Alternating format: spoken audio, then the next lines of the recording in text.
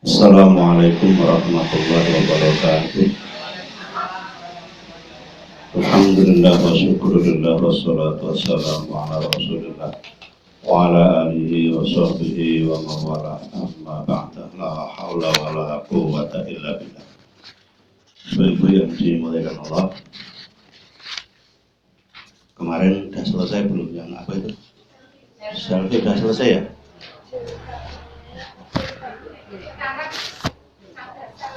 Oh, cadar.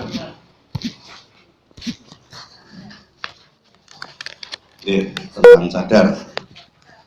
Tapi ora langsung cadar tau Bu. Mosok cadaran rasaan. Ini nanti urut-urutannya tak samakan aja dengan yang tadi di RA sama di Mimba gitu. Tidak apa-apa. Mbak Lutfi ben baleni ngrungok kene. Wong sing mau kita lali.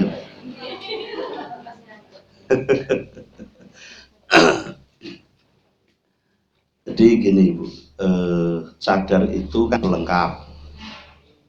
Kalaupun itu pakaian itu pelengkap, tidak berdiri sendiri. Nih. Kemudian pelengkap itu melengkapi libas, pakaian menyeluruh dalam tubuh. Yang inti dari pakaian itu adalah satrul aurah, menutup aurat. Nih. Sehingga nanti kita membahasnya berjenjang. Membahas tentang aurat, kemudian pakaian, baru kemudian, karena kalau laki-laki simpel aja, kalau laki-laki itu kenapa tidak mendapat penekanan dalam berpakaian? Ya, karena laki-laki itu cetok, auratnya itu argon sholat, mau di rumah maupun di luar, auratnya benas surah merobatin. Jadi laki-laki itu pokoknya auratnya cetok, hanya antara pusar dan dengkul. Wes kuwi tok auratnya laki-laki. Sholat yo ngono kuwi asline Quran. Jadi misalnya wis nggo celana denglung mulai menutup dari pusar sampai lutut, itu ora klamben, ora kaosan dhuwur, didingan tuh boleh. Sholatnya sah. Ora sopan. Itu toh. Jadi batasannya batasan takdib, adab. Ini. Nah, persoalannya perempuan itu dalam fikih ini persoalan menutup aurat itu dibagi menjadi 3. Kita balik skemanya, kalau tadi di mimba ini tak sampaikan akhir, kita di sini tak sampaikan awal.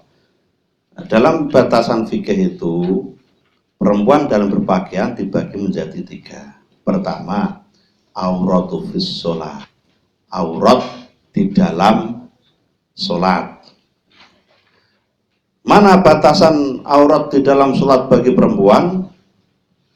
Keseluruhan badan kecuali muka dan telapak tangan.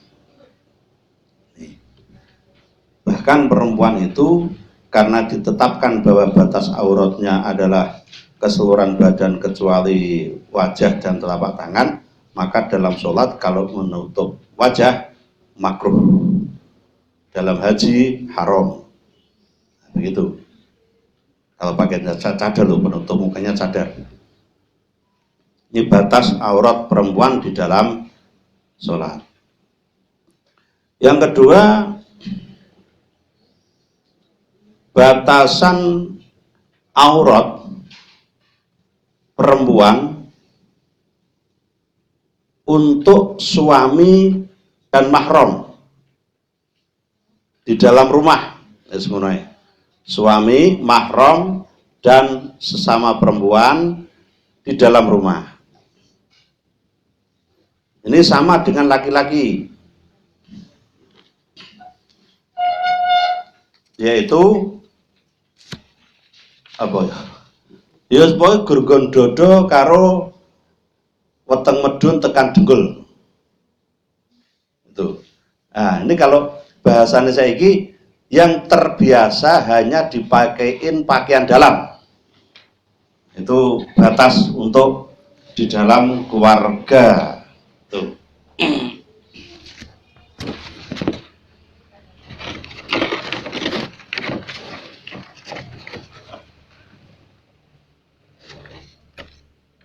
Kemudian yang ketiga, ajnabi. Aurat perempuan untuk ajnabi yang bukan mahram. Mahram bukan muhrim. Muhrim itu orang yang berpakaian ihram, itu namanya muhrim. Kalau orang yang haram dinikah, itu namanya mahram. Jadi kalau sering orang bilang, wah bukan muhrim, itu keliru bukan. Bukan mahram. Muhrim orang yang berpakaian ihram, ini muhrim. Batasannya adalah hampir sama di dalam sholat, tetapi sebagian ulama mazhab menyebutkan wajah. Terutama, ada terutamanya. Terutama bagi perempuan yang muda dan cantik. Yo ngono nih. Lah, mbok ya iki gak. Oke, sekarang kita bicara aurat dulu sekarang. Aurat itu kalau orang sini aurat itu apa tuh, Bu?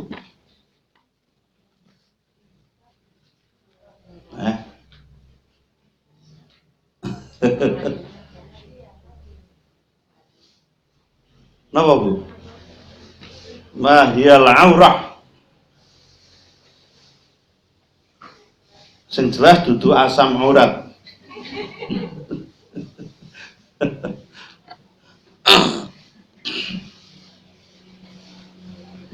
Oke. Jadi gini. Kita menengok di ayat Al-Qur'an. Nih. Ada dua ayat yang di situ ada kata aurah, aurat. Aurat ini diwaca waqaf, dimandeke dadi aurah karena taknya tak marbutah. Kalau dibaca wisol terus ini menjadi tak, kalau waqaf menjadi ha. Ini namanya tak marbutah, tak sing bunder iki lho, Bu. Utawa hak sing ana titike loro dhuwur ngono ya iki. Bisa mbayangke ya? Gur bayangke mosok ora iso. Yang pertama di dalam surat Al-Ahzab ayat 13. Wa idh qala qa'ifatun minhum ya ahla yasriba la muqama lakum rji'u wa yasta'dhin fariqum minhumun nabiyyu yaquluna inna buyutana auratun wa ma hiya bi'auratin iyuriduna illa firara. Itu komplit ayatnya ngono kuwi. Wa idh qalat lan ilinga nalikane niki apa langsung Ibu? Enggak ngono iki ora asik ngono ya. Jadi dan ketika segolongan di antara mereka itu berkata, ini maksudnya orang-orang mukmin. Ini ayatnya ayat perang. Ayat perang golek pasukan. Ya ahla Yasrib, penghuni Yasrib. Yasrib ini ngendi, Bu? Madinah. Sebelum Rasulullah hijrah. Begitu Rasulullah tiba di Yasrib, maka kemudian orang-orang bilang, hadhil madinatun nabawiyah. Oh begitu. Sekarang ini kota ini adalah kota Al-Madin, kota berperadaban karena datangnya Nabi. Nah, kemudian lama-lama Al-Madinatul Munawwarah, kota yang penuh dengan limpahan cahaya. Begitu, ini perkembangan Yasrib menjadi Madinatul Munawwarah. La muqama lakum, penduduk Yasrib, tidak ada tempat bagimu. Farji'u, maka kembalilah kamu semua. Nah, sebagian di antara mereka minta izin kepada Nabi untuk pulang, tidak mau berperang. perang. Ngono lho ceritane ora gelem perang. Terus piye? Yaquluna. Mereka berkata, "Inna buyutana auratun." Wes ngeten mawon Kanjeng Nabi, sak wekdal-wekdal jenengan butuh, inna buyutana sak temene mengke wonten griya-griya kula di dalam rumah-rumah kami itu auratun. Apa kuwi? Dengar tekar apa? Apa di dalam rumah mungkin banyak bertebaran ngaurat-ngaurat ngono.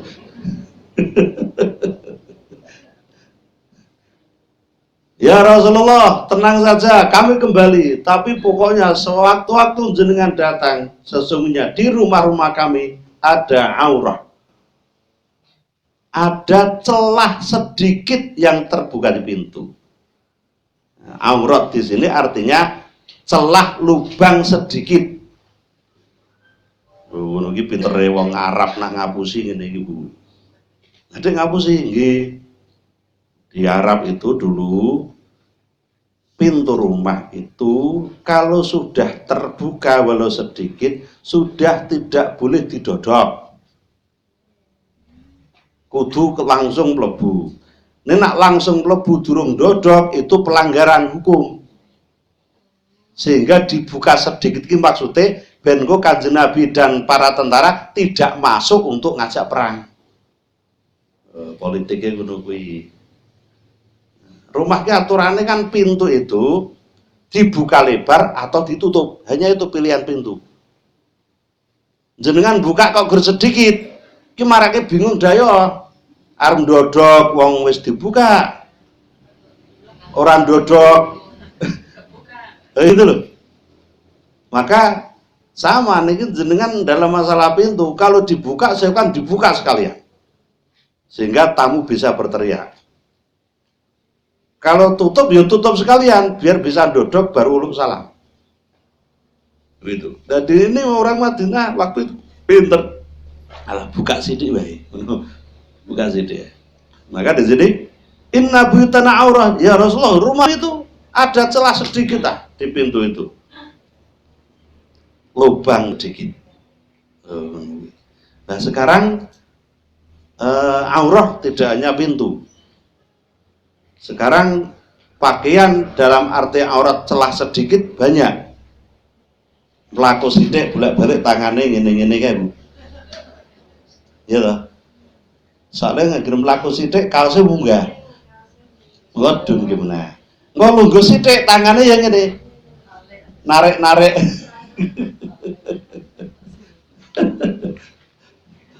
Wah aku renjo nak koyo Gus Miftah rawani aku Mbak Bebe. Tak tegel aku.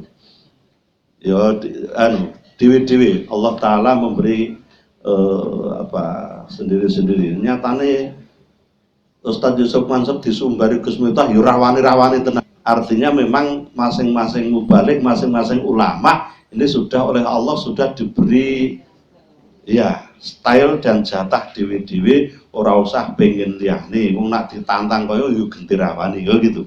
Karena segmennya juga beda-beda. Nah, jadi aurah itu celah sedikit. Sebenarnya kita ini dalam konteks berpakaian, Yun Sewu, itu tidak bisa disebut sudah syar'i, tapi juga tidak bisa disebut. Tadi kan batasannya kan begini, batasannya adalah seluruh tubuh kecuali muka dan telapak tangan. Nah, tadi saya sampaikan ke teman-teman, telapak tangan itu di sini mengalami distorsi, dirubah pengertiannya. Jadi kalau di Indonesia, aurat itu seluruh tubuh kecuali wajah dan batas pergelangan tangan, bukan telapak tangan. Nah, sekarang salah? Iya. Sebab telapak tangan bagian belakang punggungnya nggak ketutup.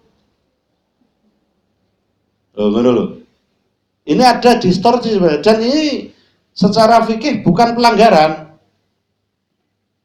Kalau nanti kita meneliti ayat-ayat tentang jilbab, ini kan nanti ayat yang kedua yang saya sampaikan, di situ ada batas illa ma dhahara minha. Ada batasan itu nanti. Jadi di sini pada umumnya pergelangan tangan itu sudah tidak dianggap sebagai aurat. Gampangnya wong lanang itu nyawang apa ini punggung telapak tangan ki wong lanang ki ora muncul nafsu lah. Gampangane ngono kuwi. Wah, punggung telapak tangannya itu bagaikan apa? Sudah.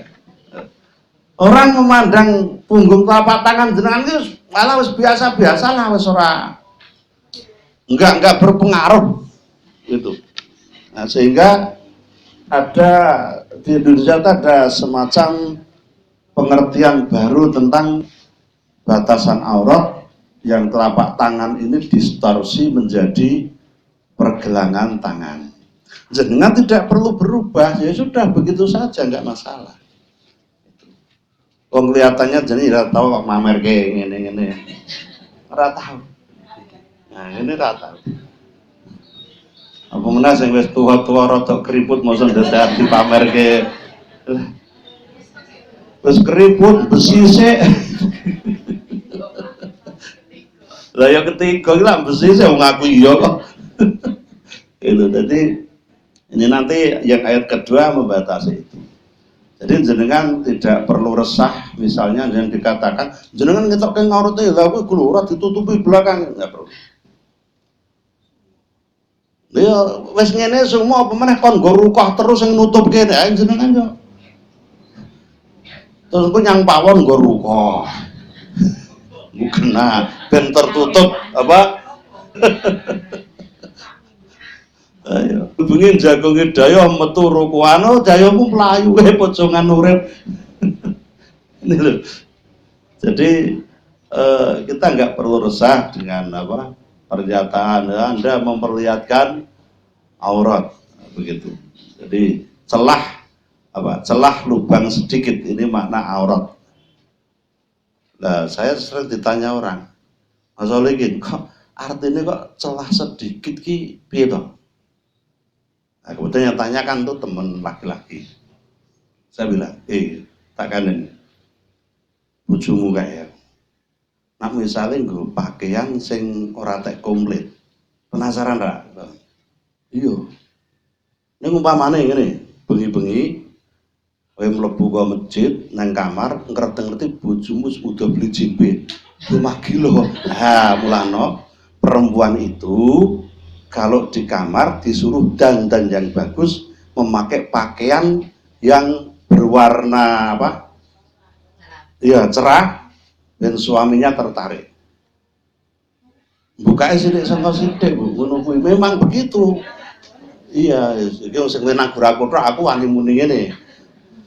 Jenengan sing dibojo isih iso praktekke sing wis ora ya mbayangke. Jadi kadang seorang suami itu begitu masuk kamar kok bojone iki malah wis tanpa pakaian, iki mah ora patek karep. Iya. Makanya disuruh memakai dandan dengan pakaian yang kira-kira bisa menarik suami begitu. Orang masuk angin to mah, ngono to. Wis ngono, wis mlebu wis ora nggo klambi malah kerokno sik Pak. Lah. Ini jadi aurat itu maknanya batas apa? Celah yang sedikit, karena jenengan harus hati-hati dalam berpakaian. Kalau terlihat aurat jenengan sedikit, ini laki-laki itu penasaran. Begitu loh. Memandang nggak habis-habis. Ini bukan soal usia. Awis tua enggak. Ini makanya perempuan itu disuruh memakai pakaian yang longgar, warnanya kira-kira rajan, terlalu menarik perhatian begitu. Tuh, ini makna pertama. Makna kedua, sebagai nak sing ngene kene wis menutup aurat kabeh. Ngono ae. Jenengan rasa kuatir ya. Wah, kadang eneng wong wedok ora sadaran troko. Enggak, jangan. Usik to, neraka ki ora gampang. arep mlebu neraka ki angel, Bu. Tak kandhani yo. Surga yo angel. Loh, ini gampang. Dan nanti apa kemarin di pedut aku sembah 4 taman surga. Ya, di kemarin di mana? Saya bahas itu di pedut mending dia. Nah, heran aja mangkat berarti. Nah, ya. 4 taman surga yang ada di dunia. Selama dengan berdiam di salah satunya, maka nanti dijamin masuk surga. Ning kusuk kemis. Nara lali. Ya engko disinggung sedikit ya nanti ya. Ini aurat dulu. Udah lali. Engko mangke lagi ya, Bu ya. Kalau niku lali. Iki wis wareg dadi setu tadi kok mlebu omah kene iki wetenge krasa ngelih ngono kae iki ngopo ya aku ngono. Kok jebule tadi pagi iki ya gek mangan sak wungkus. Dikek wong sego sak wungkus konggone supre kae. Niate poso disuguh wong ya wis lah aku ngono kuwi. Terus tadi neng mimba iki ngelak men disuguhi aku ya wis lah ora ya. Neng ana DRA. DRA disuguhi ya ngelak men SDUB wae. Lah ning kene kok ana ndurunge jam makan wis ana sego. Ya wis lah. Dijak sisan. Makna yang kedua di dalam surat An-Nur ayat 31. Ya maaf Bu, saya itu orangnya arep basa-basi angel.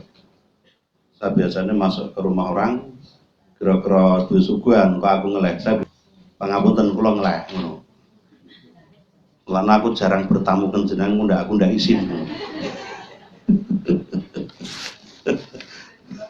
Basa-basi iki marake mumet. Itu marake mumet.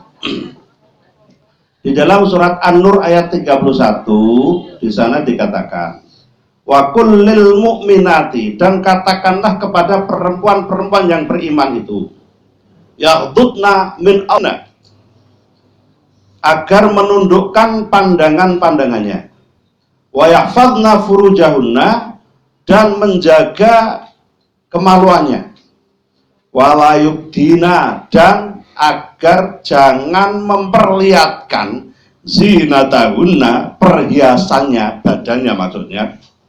Ini bahasa simbolik. Illa ma dhahara, illa kecuali ma bagian badan, dhahara yang biasa terlihat, minha dari tubuh perempuan, wal yadribna, dan agar dia itu mengambak melebarkan ya toh, menutupkan bihumurihinna, kain kerudungnya. Oh, ini ora jilbab ini. Kain kerudung. Humur itu kain lebar yang bisa menutup tubuh seseorang, itu namanya humur. Itu. Dan akhirnya kerudung lah, kerudung. Nah, gandeng kerudung kena dadak ngubut tubuh ke kangelan, nah, akhirnya kudung cemplung, ngono kuwi. Kudung cemplung, supaya sing biasa jenengan pakai itu namanya ya kudung cemplung, agar menutupkan, melebarkan kerudungnya ala juyubihinna, hingga di atas dada mereka. Di dada mereka. Kenapa ayat ini turun? Masalahnya kebiasaan masyarakat Arab ini, belum saya fotokopi Bu. Ngopo urung fotokopi? Kurang sempurna. Malu gawe 10 menit tak dulu selama masalah itu. Masyarakat Arab itu memakai kerudung sudah terbiasa sejak zaman Nabi Lut, Nabi Ibrahim.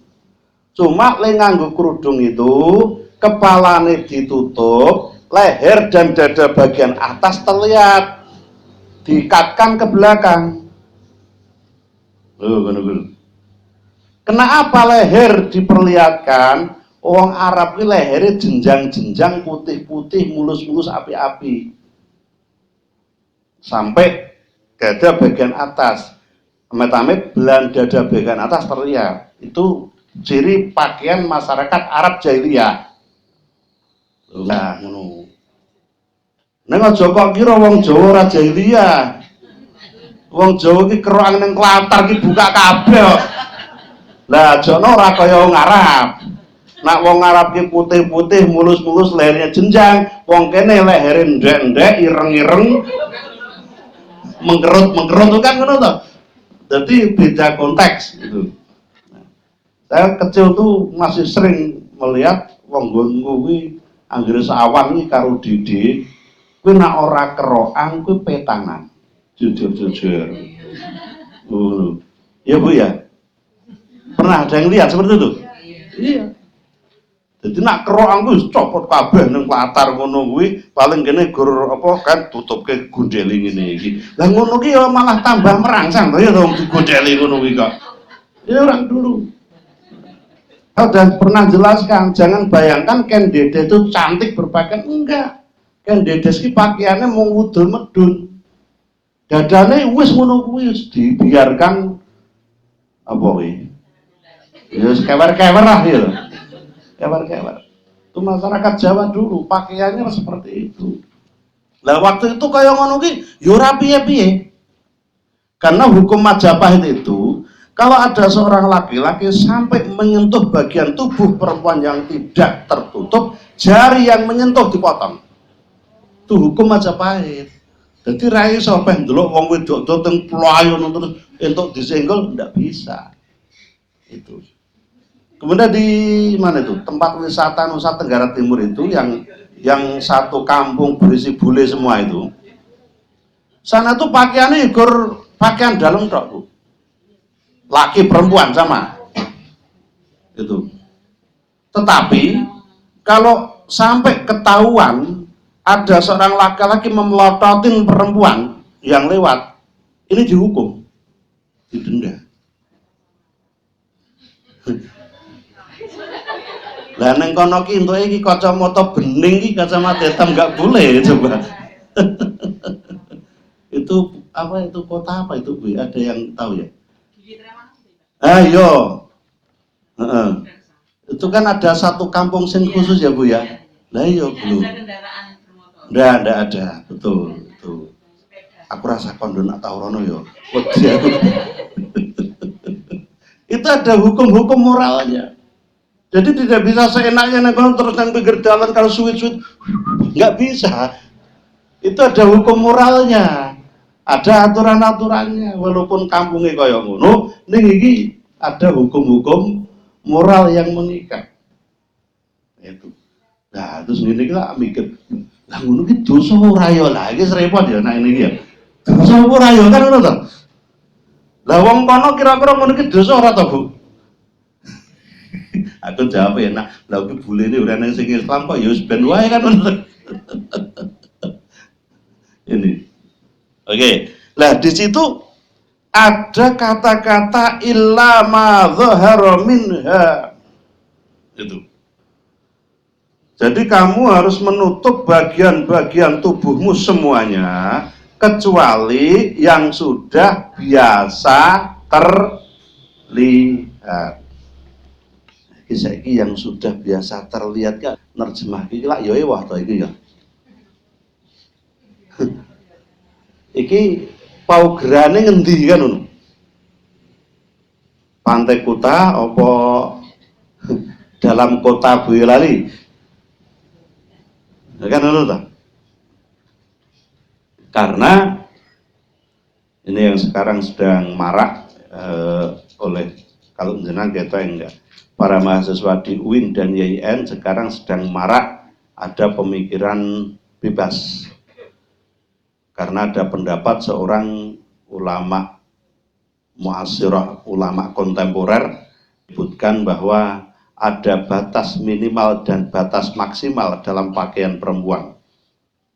Selama dia sudah memenuhi batas minimal, maka dia sudah dihukumi berjilbab menurut Ibu. Batas minimalnya bagaimana? Batas minimalnya adalah pakaian yang biasa digunakan oleh orang-orang Eropa, orang-orang Amerika, itu batas minimal. Bikinin nantok dulu. Kuwi jarene wis jilbab ngono kuwi. Karena aurat besarnya sudah tertutup. Nah, ini pemikiran yang dikembangkan oleh Profesor Dr. Muhammad Syahrur. Kitabnya itu namanya Alkitab Al-Quran Qiraatul Mu'asirah. Ono kitab Bu. Anu kitab lah ya ukur buku tuh ya. Saya memang baca belum selesai, tapi saya berusaha membaca tuntas biar saya bisa tahu pemikiran dia secara lebih mendalam. Sehingga ini saya pokoknya buku ini tak tuku kok. Termasuk pendapatnya yang kontroversi kemarin di media sosial itu adalah yang diungkap oleh Dr. Abdul Aziz dari Surakarta itu, bahwa laki-laki perempuan kumpul kebo selama tidak ketahuan orang empat maka itu bukan zina, itu halal. Ngono kuwi ya wis iki wong nggone dhewe iki sing rusak oke malah dikei hukum kaya ngono. Ini naudzubillah min. Nah, makanya begini. Kalau ada anak-anak atau ponaan atau kerendahan yang kuliah di IAIN dan UIN, tolong dipantau perkembangan pemikirannya. Hati-hati. Wes. Saya pernah kuliah di IAIN, Mas. Saya tahu di dalamnya kayak apa. Pemikiran bebas begitu banyak beredar. Aman yang kayak gini nih, Bu. Neng majelis taklim ini aman. Itu. Tapi neng IAIN itu pemikirannya liar dan bebas, dan itu yang disenangi Mas itu. Jeneng wong nom. Wong nom kuwi prinsipe apa? Urung gelem dadi tuwa, ning wegah dadi cah cilik. Kuwi wong nom. Sehingga kalau ini dibiarkan liar, betul-betul liar. Itu. Dan dulu saya di IAIN yo ngadepi kanca-kanca sing ngono-ngono kuwi. Lah untungnya saya itu waktu itu bacanya agak banyak, jadi saya bisa bandingin pemikiran salahnya di sini, salahnya di sini. Nah mungkin jadi jenengan nak rada-rada cerdas, lah kuwi Muhammad Sahrur ki apa kan begitu ya. Nah, Muhammad Sahrur itu bukan agamawan, bukan fuqaha, bukan mufasir, bukan ahli tafsir. Dia kuliahnya S1 sampai S3 di Rusia. Dia orang Suriah. Nah, S1-nya teknik mesin. S2-nya ini teknik pertanahan agraria. S3-nya teknik arsitektur. Nah, ini nyambung lagi karo ngaurat ilmu. Lah ya ora nyambung toh karo ngaurat. Ini. Lah, kenapa pemikiran yang seperti itu? Ini sekilas, aku urung memahami betul, tapi sekilas begini, Bu. Dia ingin mencoba bahwa hukum-hukum agama itu harus dikonstruksi seperti hukum dalam teknik. Teknik itu kan mainnya main angka. Ada angka minimal, ada angka maksimal, ada angka pertengahan. Nah, dia juga memandang seperti itu, bahwa yang namanya busana perempuan ini pun dibatasi. Ada haddul qalil, jadi batas yang kecil, batas dengan yang haddul kabir, dengan batas yang besar, batas yang maksimal. Jilbab yang seluruh tubuh kecuali wajah dan telapak tangan dia anggap sebagai batas maksimal. Bikini yang cuma celana dalam dan apa sih ini? BH ya, badan hukum. Ini adalah batas minimal. Jadi kalau sudah memakai pakaian dalam batas minimal sampai maksimal, ini sudah tidak melanggar syariat. Ngono kuwi, Bu. Lah iya ya ketok penak ya. Aja tinggu tapi iki gur ketok ae kok penak. Dan jenengan piye Mas? Ya saya secara hukum ya tidak bisa menerima itu. Nah secara nafsu sih nafsu kok ya. Nafsu ki pingine kan ya sing elek-elek. Innan nafsa la ammaratun bisu. Nah, kan kalau ngaji rocah nom-nom ki penak iki canem jenengan piye Mas Olikin? Sikape jenengan. Loh, saya sebagai apa aku ngono? Secara nafsune yo nafsune pengen, tapi tetap jangan sampai dilakukan, kan begitu. Nanti banyak pemikiran-pemikiran lain dari Muhammad Sahrur di samping apa itu, di samping yang tentang aurat dan tentang itu tadi zina itu pendapatnya ngono kuwi. Jadi nak kepengen dianggap zina kuwi kudu konangan wong papat weruh kabeh enak. Iku. Nah, terus Lalu bagaimana kalau nanti sampai punya anak? Dia punya usulan. Makanya mereka yang kumpul kebo harus mendaftarkan nama di catatan sipil bahwa si A pasangan kumpul kebo si B. Maka nanti kalau punya anak, nanti diurus oleh negara, dimintakan kepada Gumau, Bapak kumpul kebo mau. Gitu. Nah, yang jadi ngono ki negara melu ya rusak. Iya rusak. Nah itu tapi ya itu kenapa saya sebutkan biar jenengan nanti tidak kaget misalnya ada orang yang pernah kuliah di perguruan tinggi keagamaan ngerti-ngerti ngendikan ron jenengan ki iso ya kowe kae lek ngaji ki ngono ki ene kowe kleru jenengan bisa bilang begitu. Itu loh. Itu kenyataan Bu, realitas di perguruan tinggi Islam itu ada pemikiran-pemikiran seperti itu. Dan nyun sewu, sebagian walaupun sangat kecil, sebagian wis prakteknya ngono kuwi. Gitu loh. Ini kan tidak zina. Begitu. Kita suka sama suka, tidak ketuaan orang. Jadi tidak masalah loh gitu. Yang penting tidak punya anakmu. Jadi ini ceritanya ini bahasa aku gini Bu, kawin yang terlembagakan tapi tanpa nikah. Karena apa? Loh, jawaban Muhammad Sarur begini, karena setiap orang pasti punya nafsu untuk berhubungan dengan lawan jenis, tapi tidak semua kepingin berumah tangga.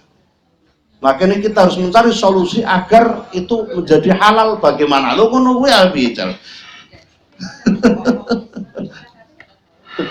Lha iku umpamane jenengan tak tuduki kitab iki tulisannya ya Arab wong terbitnya ya di Beirut kok. Oh, lho kitab eneng. Ngono jenengan ya wis bingung tenan orang ngaji sik ngene. Wah iya ya kitab eneng iki lha ya ngono. Masyarakat tempat kita iki anggere didudoi buku tulisan Arab. Kuwi wis meneng. Oh iya ding wong eneng kitab ya wis ben pancen aku sing bodho malah ngono kuwi. Mulanya jenengan itu jangan terlalu mengagung-agungkan tulisan Arab kecuali Al-Quran dan hadis Nabi dan kitab-kitab klasik. Wong nek nang Arab ki sing jeneng novel ki ya tulisannya Arab to Bu. Bahasane ya Arab lho gitu. Kono Injil ya bahasa Arab. Itu. Jadi kita jangan ke Araban. Engko pas didudoke lho Bu. Aku ingin iki dasar eneng lho. Kowe lak rejo maca to lak ngono ki mbokne mak klakep iya ya. Nah, itu pemikiran-pemikiran liberal yang disebut pemikiran liberal kalau jenengan sering dengar ya seperti itu. Dan itu banyak diidap oleh mahasiswa. Tidak semua, saya mengatakan hanya banyak lah yang kepingin pemikiran bebas seperti itu. Katanya apa? Pemikiran ulama zaman dulu itu sudah tidak sesuai dengan perkembangan zaman. Mosok wis zaman wong buka-bukaan sik brukut lho ngono kuwi alasane ya malah anu meneh kowe iki. Jare brukut ki wong kuno. Nak buka-bukaan ku jarene apa? Al-amal al-mu'assirah. Wah, bahasa Arab ngono jenengan ya KO iki. Wah, Bu, iki amalul mu'assirah. Ini perbuatan tindakan orang-orang kontemporer milenial ngono kuwi lho. Milenial iki bahasa Arab mu'assirah Bu. Ngono, kita ibu-ibu mu'assirah bukan mu'assarah. Mu'assarah itu pergaulan, kalau mu'assirah itu kontemporer. Itu. Nah, ini perlu kita sampaikan agar untuk kehati-hatian kita bahwa ada wabah yang cukup berbahaya di tengah maraknya pergaulan bebas. Ada bukan ulama, ada ilmuwan beragama Islam yang menyampaikan pemikiran seperti itu. Ya, sing mone wong kuwi nglakoni ngono isih wedi dosa. Akhirnya tidak takut dosa karena merasa ada landasan hukum. Ini berbahaya. Jadi jenengan jangan bilang terus Pak Solikin ngono kok rasa dikandak-kandaki. Ini untuk kehati-hatian jenengan. Siapa tahu di antara keluarga besar jenengan ada yang ikut pemikiran seperti itu, jenengan bisa bilangin, kuwi iki salah ya le, kuwi salah ya no. Aku wis tau dikandani Pak Solikin iki lho. Yakin duwe kitabe ning kuwi pemikiran salah. Jenengan bisa ngomong gitu. Itu bukan seorang ulama, ning ahli mesin ngono wae. Lah ahli mesin kok ngutak-atik Quran itu lah ya wis ora pas iki. Ini enggak pas. Misalnya cara jenengan niku lho, pit rusak, jenengan ngundang tukang badandani. Iki kon ngapake? Kepruki. Nare lah golek kesemen ditablek kesemen kabeh. Ini enggak pas, artinya enggak pas. Bukannya kita menganggap bahwa orang-orang seperti itu tidak ada harganya, enggak. Tapi ya ayo ngejok ke agama ki sesuai bidang masing-masing, jangan merampas bidang yang lain gitu. Untuk menjadi mufasir itu berbeda. Apal Quran, apal hadis, sahih Bukhari, sahih Muslim, ngerti asbabul wurud, asbabul nuzul, lo kan begitu. Ngerti nahwu, sorof, balaghah, fasohah, kudu ngerti, baru dia boleh berfatwa tentang hukum-hukum agama. Itu.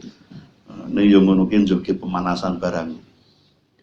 Umpamane wingi aku ora krungu ora ndelok nggon medsos ramenya tentang kumpul kebu halal itu ya aku ora tuku kitab-kitab Muhammad Sahrur itu. Dia sekarang berada di Rusia, menjadi guru besar di sana. Dan memang orang-orang Eropa itu celelek. Sebagian masyarakat Amerika Eropa begini bilangnya, saya masuk Islam, tapi kebudayaan saya tetap jangan dirubah. Termasuk budaya berpakaian begini itu. Nah, maka Muhammad Sahrur itu bilangnya ini untuk mengembangkan jumlah umat Islam. Ngono kuwi alasane, iki alasan sing nak tak gagas ya ora. Iyalah wis iku ora cetha gitu aja. Itu. Jadi illa ma dzahara minha, kecuali hal yang terbiasa dilihat. Maksudnya biasa di mana? Biasa yang dianjurkan oleh Rasulullah Muhammad SAW. Jadi bukan biasa menurut adat masing-masing tempat. Lagi pun illa mahdzar minha ini diberlakukan yus pokoknya sesuai yang terbiasa lah. Kan yang Pantai Kuta berarti mereka tuh harus dianggap berjilbab semua kan untuk. Berarti nak aku rono wisata ki berarti ibadah. Lha ya ibadah menyenangkan gitu. Itu. Jadi ada batasan-batasan madzhara minha itu yang biasa dilihat itu maksudnya yang biasa dilihat itu secara umum orang itu melihat itu wes ora dianggap aurat yang penting. Wajah dan telapak tangan dimanapun orang memandang itu hal yang biasa, itu maksudnya begitu. Dan itu biasa tidak ditutupi gitu loh. Telapak tangan karo muka itu tidak biasa ditutupi dimanapun. Oh, itu pun akhirnya nanti nendang budaya Arab zaman awal kok. Nendangnya di mana? Di sana orang Timur Tengah, kemudian Afghanistan dan sebagainya, adat setempat biasanya laki maupun perempuan memakai cadar. Laki dan perempuan, bukannya perempuan saja. Nah, cadar ini untuk apa? Untuk melindungi wajah secara keseluruhan. Cadar itu ragu sing kene tok, Bu. Termasuk yang atas sampai ini batas apa?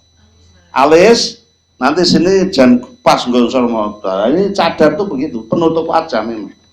Itu cadar. Nah, sehingga orang-orang Timur Tengah itu menutup wajah dengan itu untuk melindungi diri dari panas, debu dan sebagainya. Tuh, soalnya wong wedok kono iki kulitnya sensitif, Bu. Kena panas sithik terus bluk ae. Terus kena pasir sithik gampang luka dan sebagainya. Tuh. Nah, awake dhewe lah kulitnya kulit kebal. Mbok ya ning Arab Saudi 40 dina orang gawa anu barang enjoy. Jadi kita tuh harus syukur kepada Allah, kulite wong Nusantara itu oleh Allah dibuat dibuat sangat elastis, gampang menyesuaikan dengan cuaca yang seperti apapun. Ini harus disyukuri, Bu.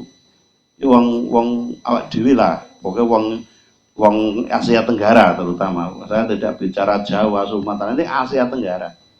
Asia Tenggara ini wongnya ngono itu. Nah, kembali ke aurat tadi, maka aurat itu ditentukan di dalam fikih bahwa secara umum para ulama sepakat yang dimaksud mazhar minha tadi adalah seluruh tubuh ditutupi kecuali wajah dan telapak tangan. Di Indonesia telapak tangan sudah digeser pengertiannya pergelangan tangan, gitu loh. Dan itu tidak merubah kaidah hukum, tidak masalah. Tapi kalau fi sholat tetap loh Bu ya. Ini yang saya bicarakan di luar sholat. Di dalam sholat tetap saja hanya mengecualikan wajah dan telapak tangan. Jadi nak jenengan sholat kok iki ketok, batal sholati. Pas ngene Allah terus ini kesemilak prek, ini kelihatan dari belakang, batal sholatnya, tidak sah sholatnya. Riskan. Jadi rukuh yang terusan agak riskan kalau kesemilah, makanya nanti tali pengikatnya yang pucuk Bu. Ya, dikasih penuh. Terus kalau rukuh yang pot itu riskannya aku nak rukuh, ya kalau sujud, rukuh atau sujud bisa jadi tanpa sadar ini terbuka sehingga seandainya diinjen ngono lho. Seandainya ora kok nek neng wong weruh, seandainya diinjen mungkin sebagian kulit terlihat dari lubang celah sedikit karena potongan rukuh itu. Nah, nak ngono ki ora sah salatnya. Ini. Jadi kalau di dalam sholat tetap saja bahwa ini tangan bagian belakang kok terlihat, tetap tidak sah sholatnya. Ning di luar sholat di Indonesia ini bergeser pergelangan tangan. Oke, itu tentang aurat, Bu. Ada pertanyaan?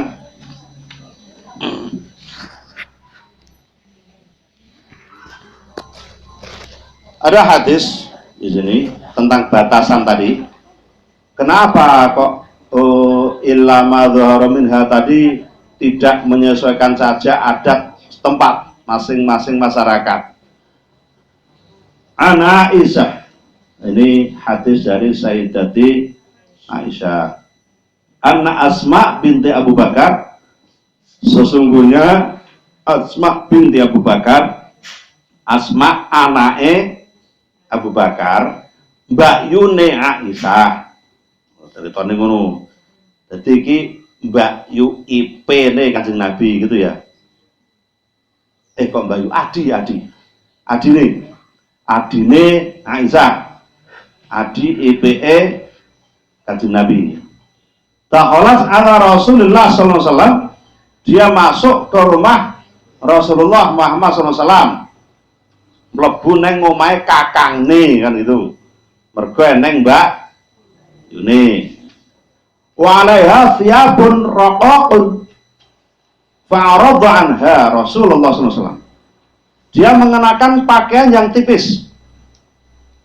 Ini nanti di syarah hadis yang tipis itu tidak seluruhnya. Yang tipis itu seperti pakaiannya wong Jawa nak kondangan biyen. Yang tipis itu bagian tangan dan kaki itu. Nak wong kene lak ra apa-apa ya ngono ki ya. Tak ya ora dadi perhatian to. Nang ngene.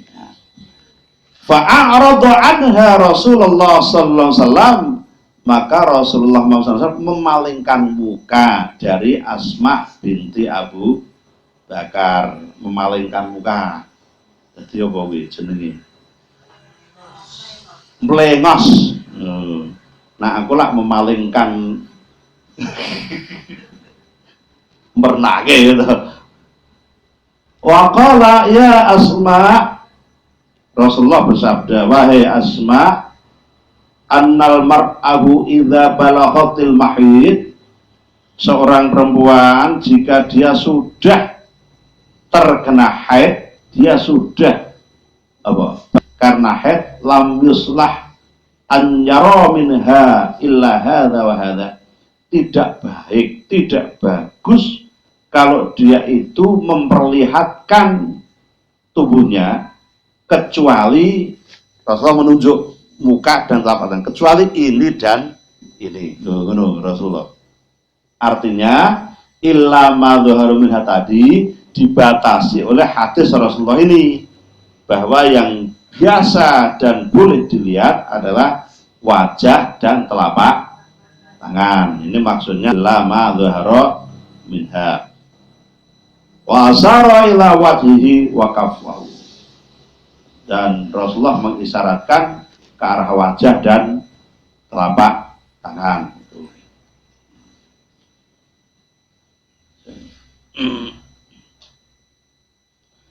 Kemudian para ulama masih berbeda pendapat lagi. Jadi seperti kasus kita lah di sini. Bagaimana kalau sebagian kaki dan sebagian batas pergelangan tangan ini terpaksa harus terlihat? Contohnya awake dhewe yang dinti lah ya ora kudu terus nganggo kaos kaki, sehingga kaki kita medun ini ya terlihat. Bagaimana kalau demikian? Nah, di sini dari berbagai penjelasan yang bisa kita pahami bahwa kalau memang pertama lil hajah, yang kedua daf'an lil haraj wal masaqah. Pertama karena ada keperluan, ada kepentingan yang menuntut seperti itu.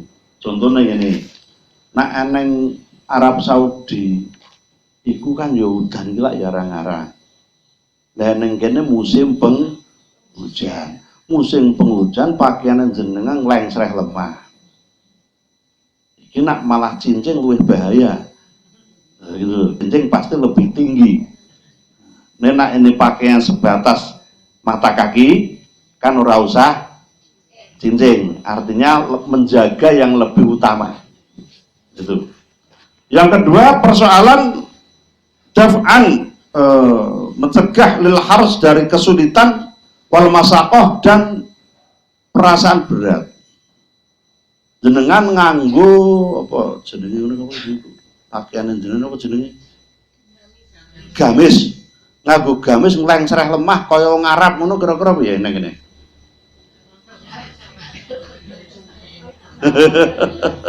Lah gitu loh. Ini maksudnya fikih begitu.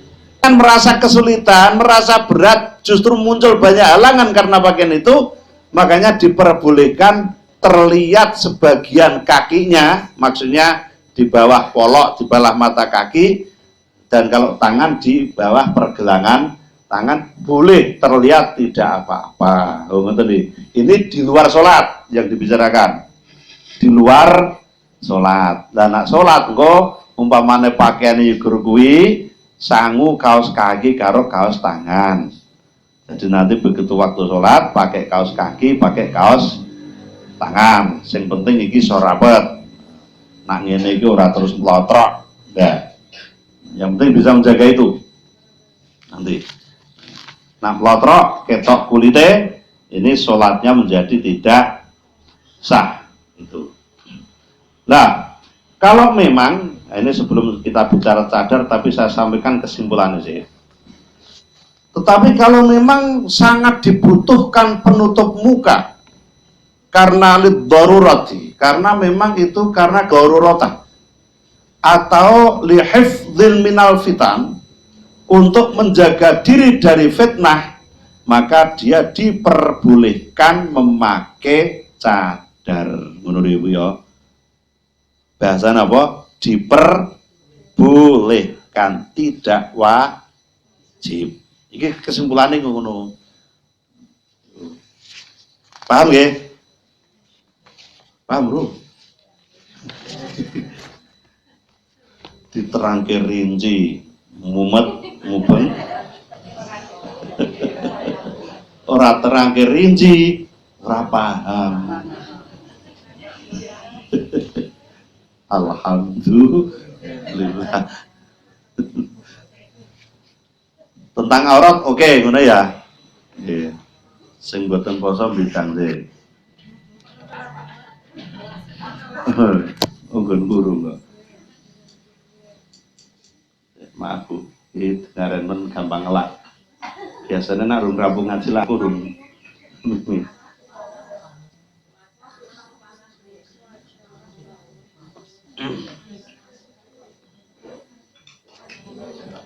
Saya tuh kalau belum selesai ngaji, kalau nggak terpaksa tenggorokan kering tuh biasanya belum mau minum. Mungkin ngelamen ya wis ben. Ya dipandang rapatut ya ben jenenge ngadep ya. Tenang aja. Paling nggak tega itu kalau jamaah ora ning wedange aku diduwe wedang jan ra tega karo ngombe. Nek nak kepeksa ya piye meneh. Tapi kalau diperdu tuh kalau mau minum ngenteni bar ngaji. Piye nak gelem gitu, ora gelem ya ora ambidang kan ngono. Oke, sekarang sadar. Soalnya nak ngenteni Kamis depan tuh ganti ada bahas lainnya kurang waktu. Jadi gini ya Bu ya. Usia kita itu terbatas, sementara ilmu itu tidak ada batas. Nah, berarti aku tak inggung mau taman surga mau. Yes. Jadi gini, taman surga, kalau jenengan sudah masuk ke taman, itu berarti wis dikei kunci untuk masuk ke rumah. Ngono lho ya Bu. Karena taman itu berada di dalam pekarangan kuwi ora mungkin taman rumahku yang jowo ki ora mungkin. Jadi taman berada di komplek dalam, maka yang dinamakan Raudhun min Riyadhil Jinan, taman dari berbagai taman surga, ini sudah berada di dalam komplek surga. Artinya mereka yang memasuki tamannya, maka dia pasti sudah berada di dalamnya. Iki nak awak dhewe bahas masalah Raudh. Nah di dunia ini ada 4 yang menjadi bagian dari Riyadhul Jinan itu, yang menjadi bagian dari berbagai taman surga. Yang pertama sebagian wis rono, Raudhah. Nah, Raudhah itu artinya taman, sama. Dan itu dianggap taman surga memang. Artinya mereka yang masuk ke Raudhah, hajinya mabrur atau umrohnya makbul, maka dia dipastikan masuk surga. Wis kira saya tak bahas nah iki wis cetha. Yang kedua, taman dari berbagai taman surga yang dihadirkan di dunia ini adalah keluarga yang mahabbah, sakinah, mawaddah, warahmah. Keluarga sing toto titi tentrem damai. Ya njuk padune ora ngasek apa? Ora ngasek jutaan lah itu. Biasanya nek wong padu terus godhog jutaan ra. Kadang yo. Nah niku. Kadang jenengan njutaki suami ndak tinggal turu ngono. Wah, jenengan tidur dalam kondisi memarahi suami, itu tidur yang dilaknat oleh Allah dan malaikatnya. Nah, itu sing seranti bojo, alhamdulillah, alhamdulillah.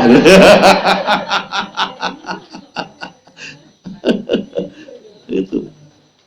Maka kalau tidur Bu, berangkat tidur, jangan sampai marah pada suami dan jangan sampai dalam kondisi dimarahi suami. Ini kunci ini. Kalau memang suami marah, minta maaf sebelum tidur. Pak, minta maaf. Ngono. Lah yus ngono kuwi biasane iki. Wis pokoke sing salah jenengan apa posisi istri di dalam rumah tangga qawwamuna 'alar rijal wis ngono lho. Tetep wae di bawah kekuasaan laki-laki. Ya kok ngene no. Pak, ya senajan jenengan sing salah aku sing njuk ngapura ngono.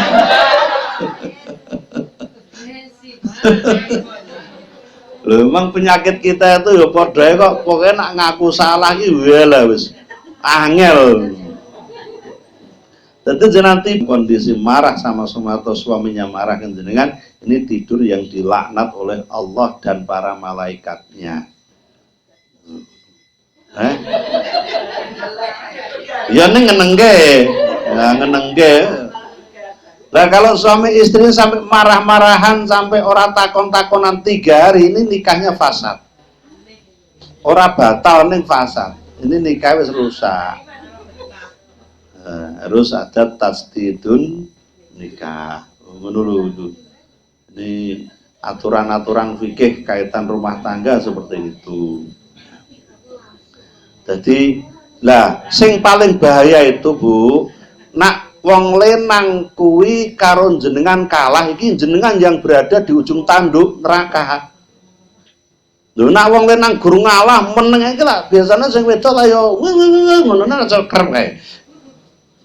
Ya yo. Begitu loh. Sehingga kalau jenengan punya suami yang sabar dan serba ngalah, malah harus lebih hati-hati. Guru-guru.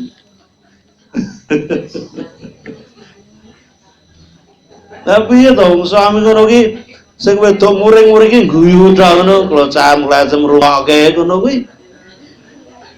Itu. Terus engko begitu bengi jenengan perengut iki masing lerang, yes tak tahan. Ngono kuwi coba. Engko jenengan mulai takon, "Pak, oh wis rampung ta?" Ngono. Aduh, iki bahaya sekali. Gitu. Ini taman surga yang kedua adalah rumah tangga yang aman, tentram di bawah naungan Islam. Sakinah, mawaddah, warahmah, wal amanah. Raud min riyadil jinan yang ketiga. Taman dari berbagai taman surga yang ketiga adalah sing apa? Man salaka tariqan ilal ilmi qad sahala tariqan ilal jannah. Majelis taklim. Kelompok pengajian adalah raudun min riyadil jinan. Karena tapi syaratnya istiqomah. Syaratnya kita bisa istiqomah dalam satu amal, maka nanti Allah selalu menurunkan malaikat di situ. Ketika malaikat diturunkan Allah di tempat itu dalam majelis taklim, dan nanti yang keempat majelis zikir sama mujahadah. Ini tak rangkap baik. Majelis taklim dan majelis mujahadah zikir. Zikir, wirid, doa bareng-bareng itu loh. Majelis-majelis seperti itu adalah raud min riyadil jinan. Itu adalah taman, bagian dari taman surga. Dalam dua kelompok ini Allah selalu menurunkan para malaikat. Yang menurut Rasulullah sekali menurunkan di majelis taklim dan majelis zikir, yang turun adalah malaikat berjumlah 70.000 malaikat yang tidak pernah kembali lagi setelah dia mengamal majelis taklim dan majelis zikir satu kali. Artinya Kamis kemarin yang turun di sini bukan mungkin, pasti. Saya yakin dengan sabda Rasulullah.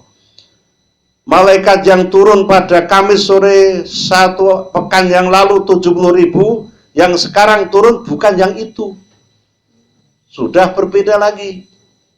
Karena 70.000 malaikat yang turun pada Kamis pekan kemarin, sekarang sudah memegang amal kita di hari Kamis yang lalu, dipegang sampai kiamat, dijaga sampai kiamat untuk diberi persaksian di hadapan Allah kelak pada yaumul akhir.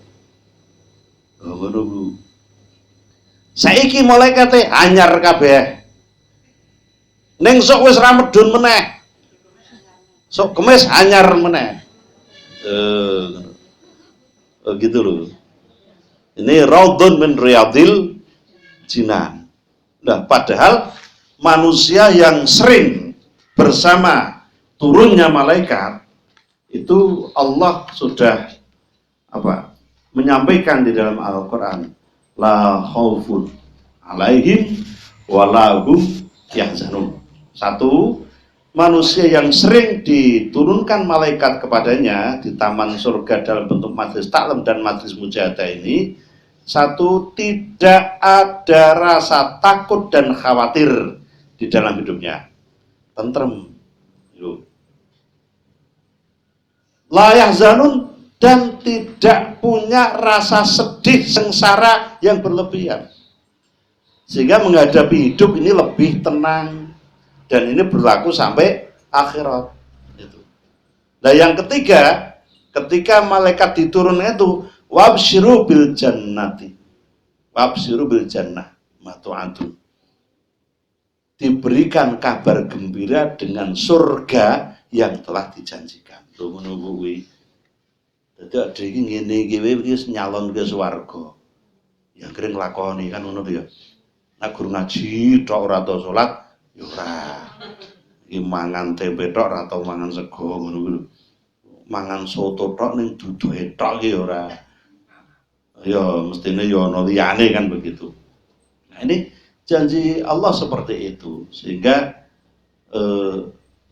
kadang orang itu ke saya tuh ana sing anak saya sendiri, Pak, kok Bapak ngaji terus tuh jane apa senang toh ngono. Oke itu kan kalau tanya kadang macam-macam kan. Apa kalau gitu tuh bahagia atau Pak ngono lah ya kene dadi wong tuh arep jawab kita ya bingung kan tuh ya. Iki jane mulai repot nang diceritakan apa? Dapat apa toh Pak? Lho. Nah akhirnya saya cuma bilang, bilangin, wes kowe tak anggap cah gede yo ya saya gitu. Wong mutakon ngumpul wong tua aku. Semua materi yang dihadirkan Allah tidak pernah bisa membuat manusia bahagia. Saya gitu. Rumah bagus tidak bisa membuat bahagia. Wes seneng ra di rumah apik, wong cah cilik. Lho seneng to, Pak? Esuk nak kowe wis mati. Ya saya gitu, cah cilik wis tak anu iso nak mati piye aku. Iya Pak ya. Jadi milik siapa ya? Ya nek ndek anakmu, nak ranti dadi dhek wong liya. Nanti kita enggak punya. Enggak. Wah iya ya, ngono kuwi. Terus kamu kemana-mana diantar mobil ora apik ning lak ya kadang wong itu bangga. Tapi itu tidak membahagiakan. Kadang kendaraan punya apa yang bagus tidak membahagiakan, malah menyengsarakan. Pitik munggah nang mobil tokar-tokar. Mesti muring-muring lah. Lah pitik kok uring-uring ya pitik ya krek-krek ngono tok kuwi ora piye-piye. Itu, oke. Wis pokoke nak barang rusak lebokno bengkel aja lebokke ati ya. Lho, intine iki. Nah, jadi sok tak bacot besok masalah ini. Masalah ini penting. Apa yang membuat kita bahagia dan bangga? Ini penting. So kula mangelingi aku njuk lali masalah wis. Nggih, mangelingi. Apa yang membuat bangga dan bahagia? Nggih, mun ngaten Al-Fatihah. A'udzubillahi minasyaitonir rajim. Bismillahirrahmanirrahim. Alhamdulillahirabbil alamin arrahmanir rahim maliki yaumiddin. Iyyaka na'budu wa iyyaka nasta'in ihdinas siratal mustaqim siratal ladzina an'amta 'alaihim ghairil maghdubi 'alaihim waladdallin. Wa na'fu minkum. Assalamualaikum warahmatullahi wabarakatuh.